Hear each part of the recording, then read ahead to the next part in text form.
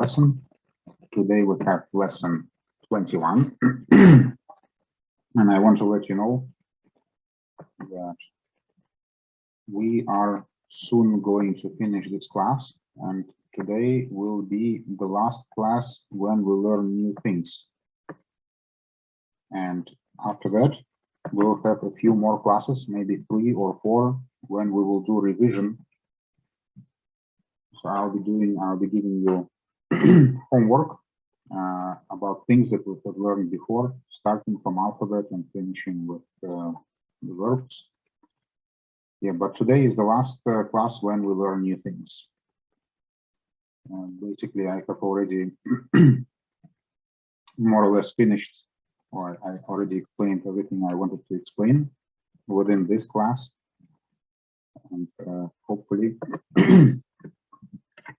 maybe next month or so, we will try to organize a new class for A2. And I'm not sure, but it's very likely that there will also be a different teacher, somebody who is more familiar with all the complexities of the Russian language. Okay, so what are we going to learn today? During the last lesson, we have started learning negative statements and questions. And for the questions, we said that if you want to make a general question when the answer can be only yes or no, then you don't need to change any grammar. You just take the statement, sentence, and use an intonation.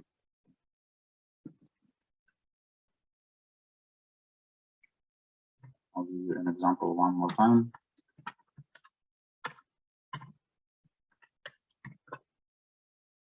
Он говорит по-русски. He speaks Russian. And this is a statement. And if you want to make a question, then you add a question mark and you say, он говорит по-русски. Does he speak Russian? You make the question with intonation. Okay, and however, you can also make specific questions when the answer will not be yes or no, but it will be more specific. And in order to make a specific question, you need to use specific words. And those specific words would be кто, почему, где, когда, сколько.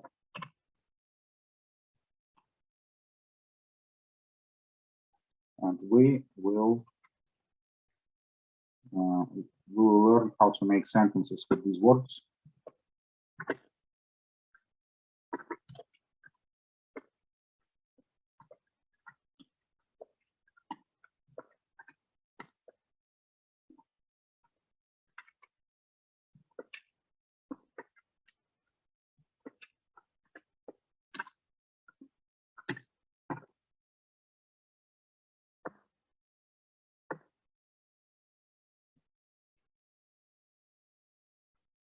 So we start with the who and кто и что.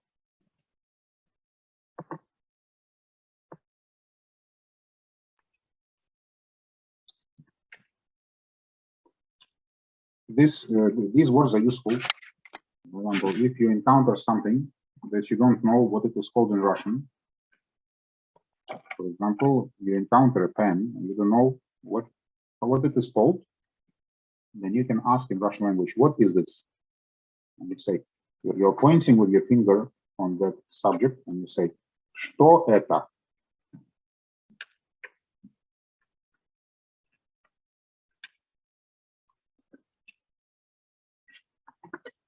Что это? Что это?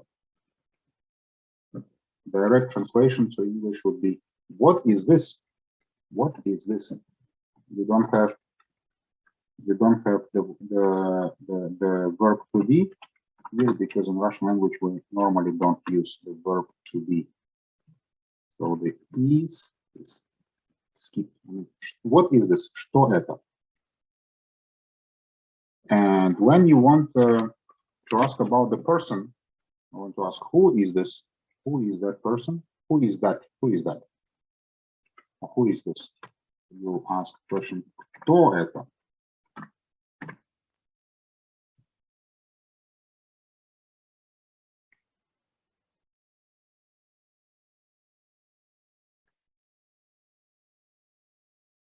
So these questions you ask when you don't know about the name of the thing or the name of the person. And what if you know what this thing is called? Or let's say you heard in Russian pen is called ручка. So you heard this word ручка, but you don't know what it means. So you might want to ask, what is ручка? What is ручка? Please explain to me what is the meaning of this word. And there are two ways to ask that. Ручка. Это что? Pen, that is what?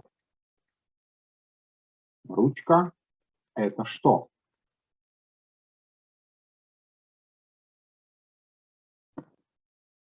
Or there is another way to ask the question, what is a pen? Что такое ручка?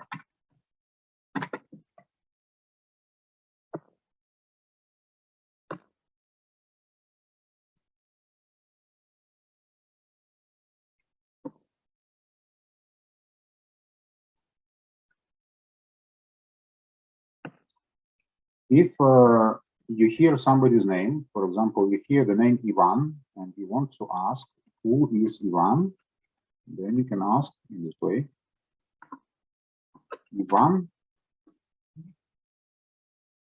– это кто? Ivan – это кто?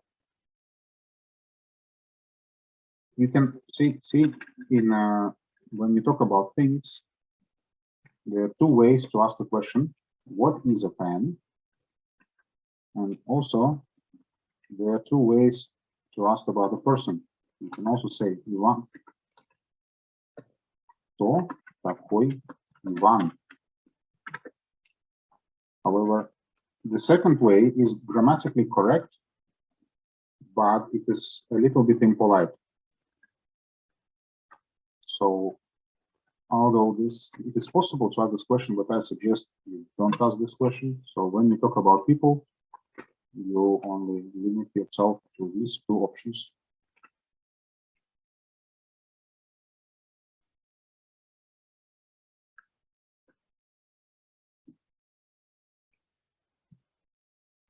Okay. I want to see how well you understand what I say. Please translate. I'll write the sentence. Please translate the sentence to English.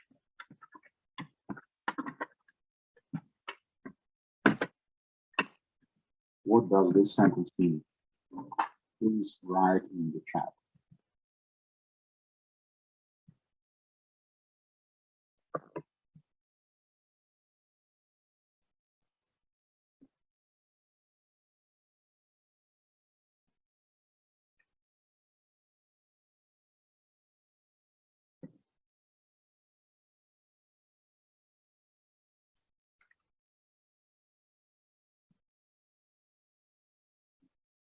Anybody know what that is? What does this question mean?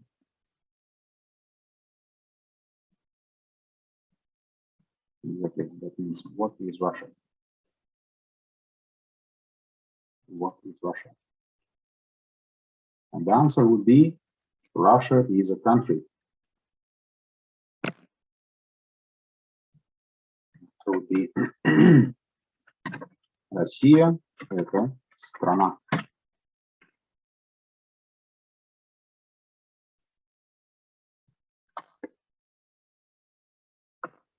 Okay.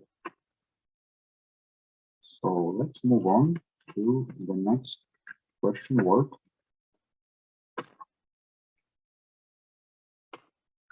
Why? The grammar of this word is very simple.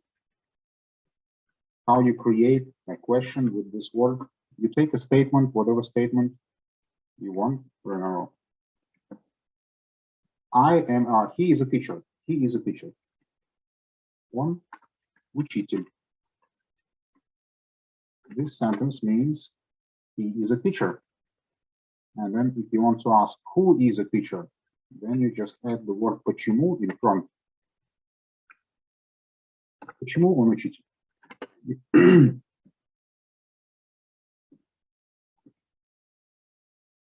It is easier than English, right? Because in English language, you must change the sequence of words. He is a teacher. And then if you add Y in front, then you also must change the position of the verb to be. It becomes who is a teacher.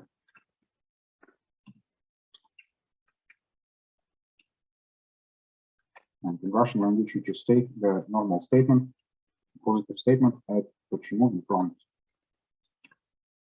Another example would be, they speak English. Они говорят по-английски.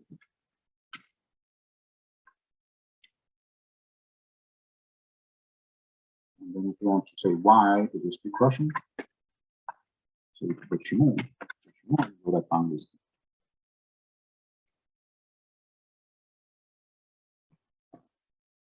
So it's pretty straightforward.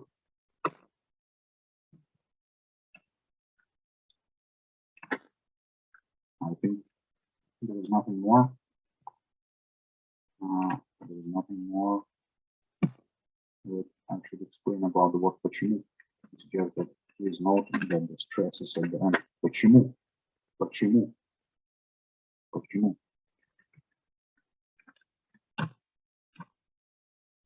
All right, next word, где.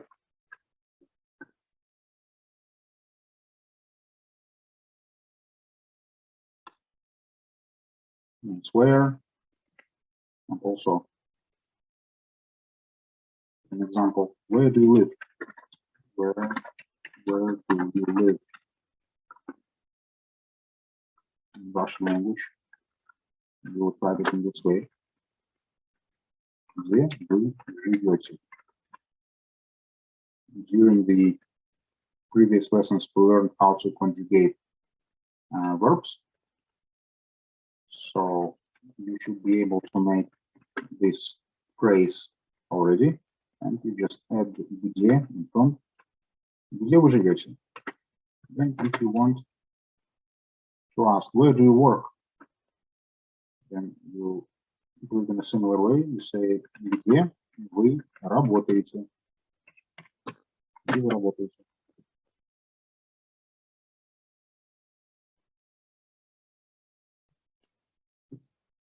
Any questions?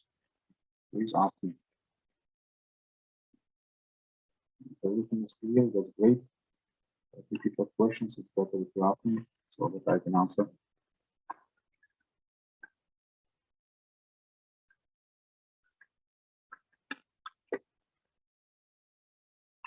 Okay. For the word когда, I'm not going to learn how to use it today because you need to know quite a number of grammar, quite a lot of grammar, so that you can make simple sentences with it. So we're not going to learn how to use the word когда, but it is still good if you remember that this word exists. When когда is when, but we're not going to learn, we're not going to do sentences with it today. Сколько? And this is finally the last word for today. How many? Why I chose this word is because although our class has started a long time ago, but we still haven't learned any numbers. So today we're going to learn numbers from 1 to 10. And we also learn simple ways how to ask for time, what time it is. So let's learn the numbers, 1 to 10.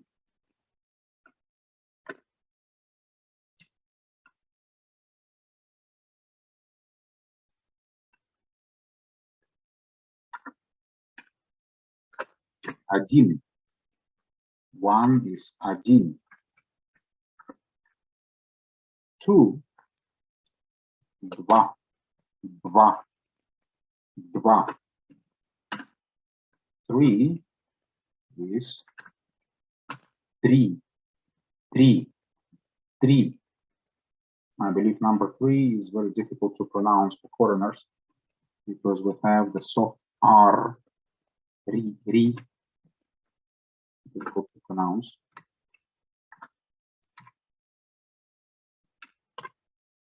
4. 4.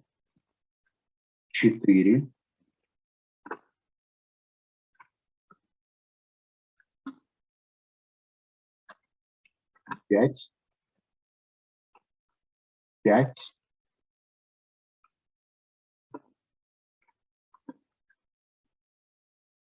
6.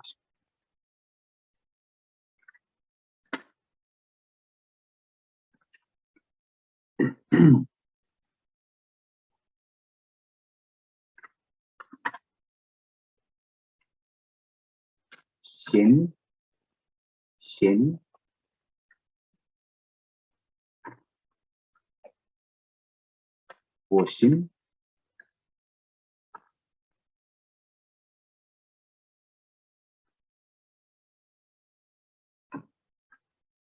8. 9. 9. Stresses. 9. 8. Finally, 10 is 10.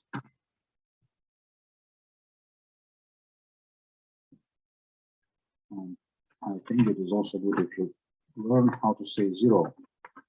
0 is 0. Actually, although in English 0 is 0, but occasionally you can also encounter something like this, null. I think the word null comes from English. 0, 1, 2, 3, 4, 5, 6, 7, 8, 9, 10. And I will teach you how to ask for time, what time it is.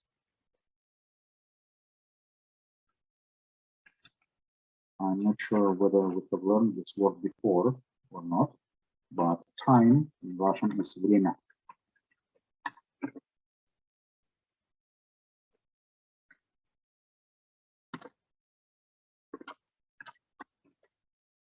Время. Время.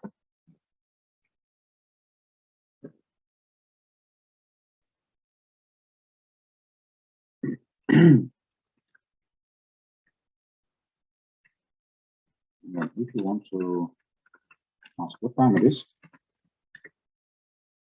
you ask сколько времени? Сколько времени?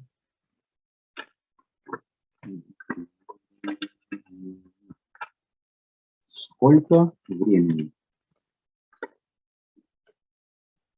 Please note that the shape of the word время has changed. However, this is due to cases. Времени is a genitive case. However, you'll be learning cases in the next course. So for today, you just remember that время changes to this shape, времени. And сколько we have learned in the beginning of the lesson. And it means how much time. Then in order to make your question more polite, then in front of that sentence you write извините, this word. Извините, сколько времени?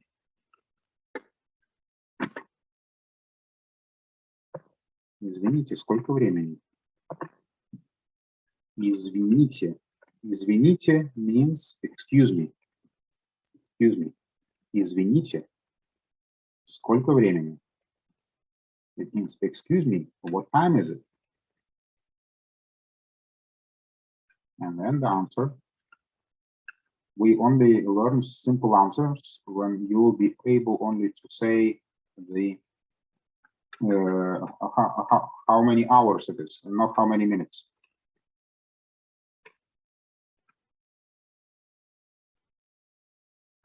So an hour is час. Час.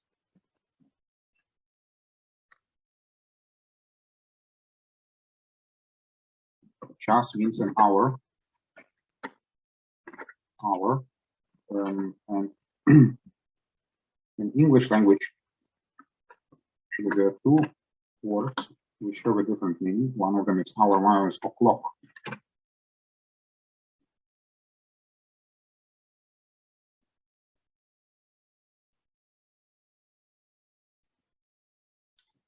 And in Russian language, they both translate as the word час.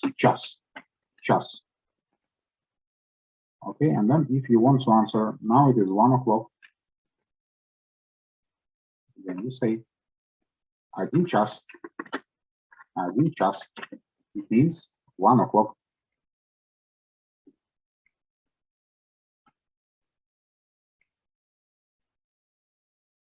And now please be prepared for a difficulty. So now we talk about nominative case. However, when you have a number in front of a noun,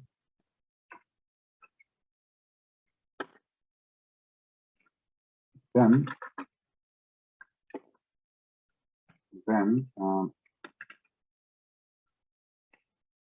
the shape of the word changes. I hope you guys can understand what I mean. Час, 2 часа. 2 часа.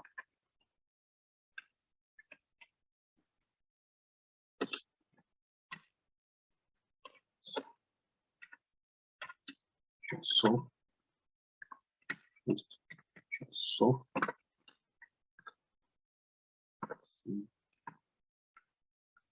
Часов. And so on.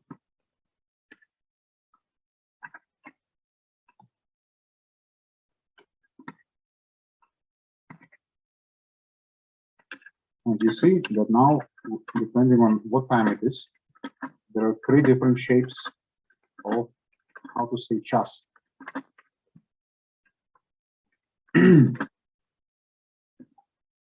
So I will just tell you briefly, you see.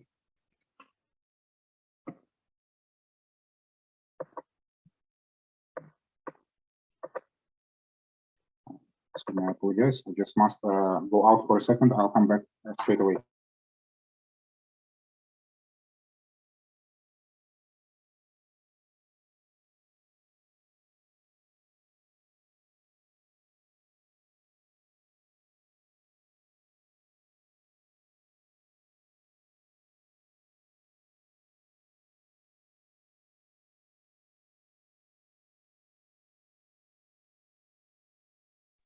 Okay, I apologize.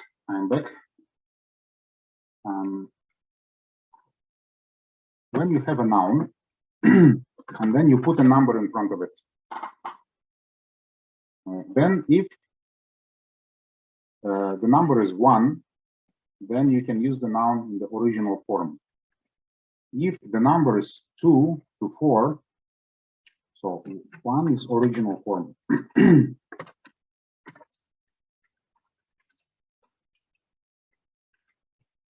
If it is 2 to 4, then it will be a different form, so the second form. And when it is 5 to 20, then it will be the third form.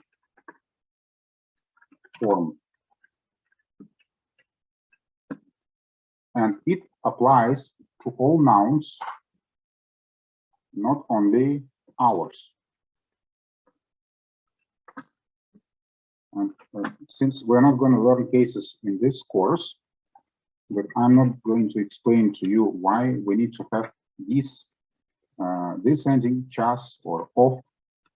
You just remember, you just memorize that as a formula, particularly for this noun chas. And if somebody asks you what time it is, you can answer. So please tell me, maybe please write in the chat how to write 3 o'clock in Russian. 3 o'clock.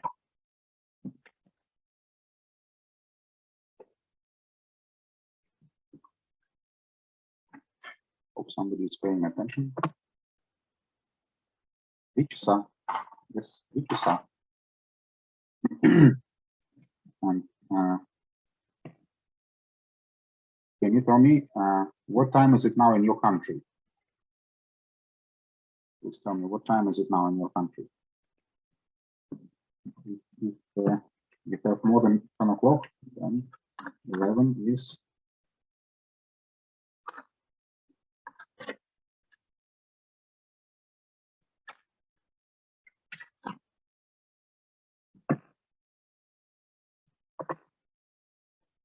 if it is 12.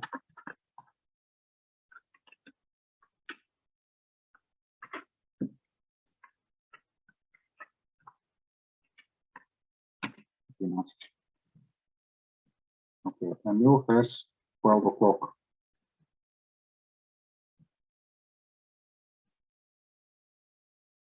Just in case you didn't write down. I'll write again how to ask what time it is.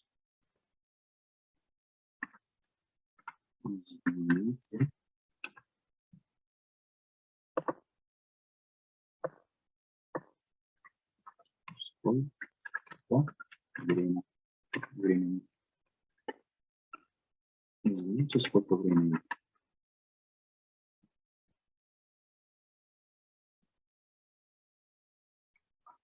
Okay, so we have learned the numbers. We have learned how to ask what time it is. And here is the end of the learning materials for this course. Today we have lesson 21. Originally, I planned to have 24 lessons. So we have 3 lessons to do revision for everything that we have learned.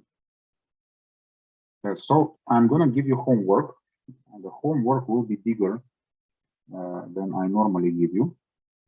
And for the whole next lesson, we'll be discussing the homeworks of different people. Don't worry, it will be confidential. I will not be telling names who wrote what, but I will be showing the mistakes. If there was a mistake, somebody made a mistake here, somebody made a mistake here, so that we can make sure that your knowledge is 100% correct. I actually believe in this revision process. I believe that the person who is learning something, he learns for a few months, and then he should start from scratch from the very beginning and learn again. Because when you go to the very beginning, you always notice some new things which you haven't noticed before. Therefore, a person should never feel ashamed to go to the very beginning, even if he already knows the material well. So let me tell you what will be the homework. The homework for the next lesson. Just a second.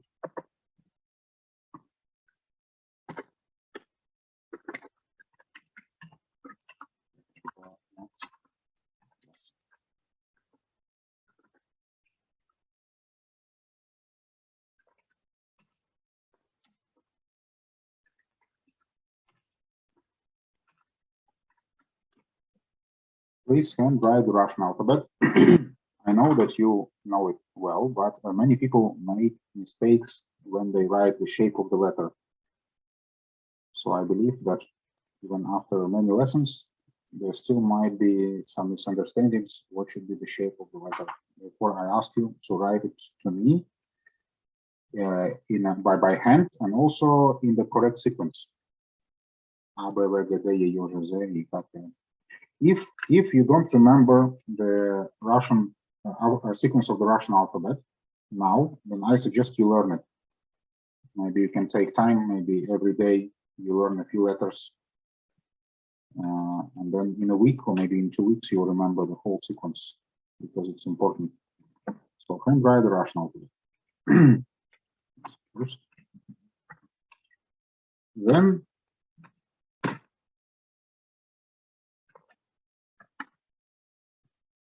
after writing the Russian alphabet, please write to me 10 vowels in Russian language and show me which vowels are soft and which are hard.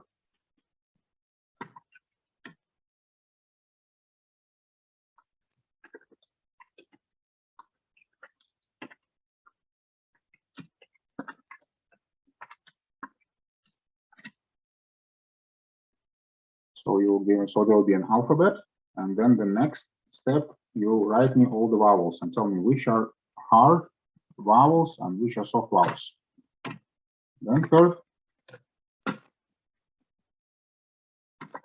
please write all the voiced and voiceless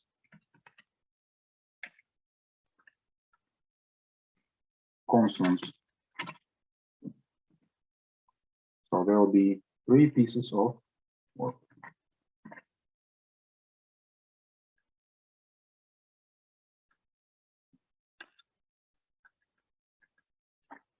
Okay, we have learned so far about 130 and 440 words.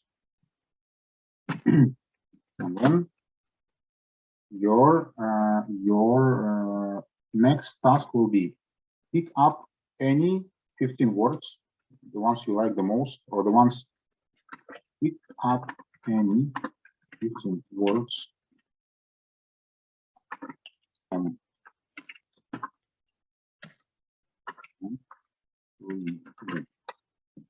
please choose those words in which you have doubts, if you are not sure how they should be pronounced. The most difficult ones for you, so that I can correct. If you choose easy words, then there will be no value because you will surely pronounce it correctly. So this will be your homework for the next lesson, which will be on Saturday. And for now, I want to say thank you, everybody. Thank you for coming to our lessons.